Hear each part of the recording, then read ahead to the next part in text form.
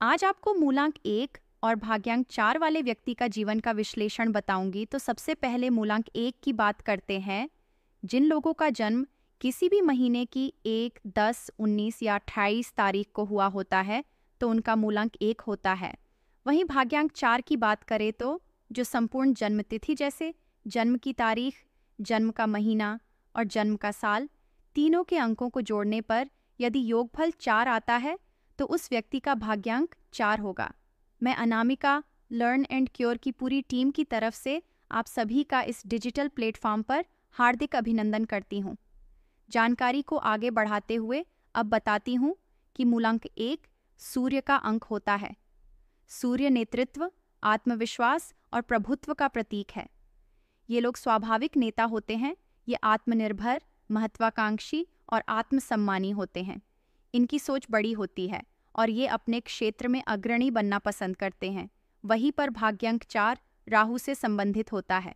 राहु अनुशासन प्रिय, वास्तविक, मेहनत, लगन और दृढ़ संकल्प का प्रतीक है।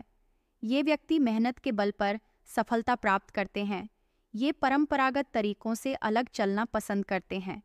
इनके जीवन में स्थिरता होती है और व्यवस्थित ढंग से कार्य करना पसंद करते हैं। ये जिद्दी स्वभाव के होते हैं और अपने विचारों पर अडिग रहते हैं। जब मूलांक 1 और भाग्यांक 4 एक साथ हों तब इनका कंबाइंड असर जीवन पर कैसा होगा उसकी जानकारी शेयर कर रही हूँ। पहला, स्वभाव की बात करते हैं तो इनकी इच्छा शक्ति बहुत मजबूत होती है।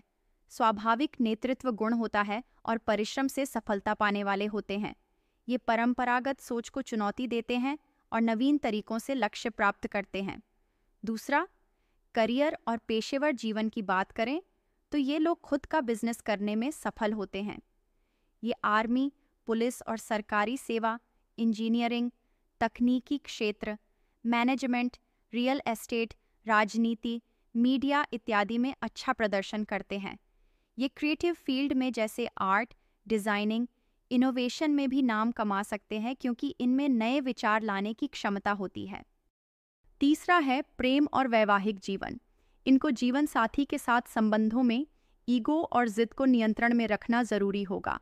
समझदारी और संवाद की कला से वैवाहिक जीवन में संतुलन बनाना आसान होता है। इनके लिए ऐसा जीवन साथी अच्छा रहेगा जो इन्हें स्वतंत्रता और सम्मान दे सके। चौथा है जीवन की चुनौतियाँ। तो इन लोगों में आत्मविश्वास अधिक होता है जिसकी वजह से अहंकार बढ़ जाता है। इससे रिश्तों और टीम वर्क में परेशानी होती है। आपकी सोच औरों से अलग होती है जिसकी वजह से लोग आपकी बातों को आसानी से नहीं मानते, जिससे आपको अकेलापन या अस्वीकार का सामना करना पड़ता है। आपको मेहनत बहुत करनी पड़ती है पर फल धीरे धीरे मिलता है। निरंतर प्रयास आपको ऊपर ले जाता है। आपको अपने मन की बात और भावनाओं को व्यक्त करने में कठिनाई होती है जिससे रिश्तों में दूरी बन सकती है।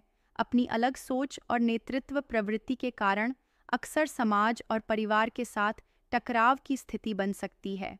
पांचवां है भाग्य और सफलता। तो आपको अपने ईगो पर नियंत्रण रखना होगा, दूसरों की सलाह को भी सम्मान देना होगा। आपको जीवन में सहनशीलता और निरंतरता के साथ आगे बढ़ना होगा।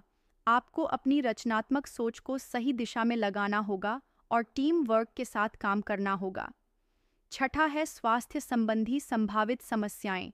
सूर्य और राहु के प्रभाव से मानसिक तनाव, सिर दर्द, रक्तचाप, आंखों से संबंधित रोग, त्वचा रोग जैसे स्किन एलर्जी, खुजली और पाचन संबंधी समस्या हो सकती है। इनसे बचने के उपाय है नियमित ध्यान और योग करें। मस्तिष्क और मन दोनों में संतुलन बनाए रखें जिससे मानसिक तनाव कम होगा और निर्णय शक्ति बढ़ेगी। अपने अंदर नम्रता और धैर्य लाने की कोशिश करें।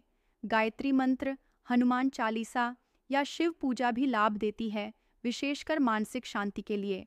आप सूर्य मंत्र ओम घृणी सूर्याय नमः और राहु मंत्र ओम राहवे नमः का जाप रोजाना करें।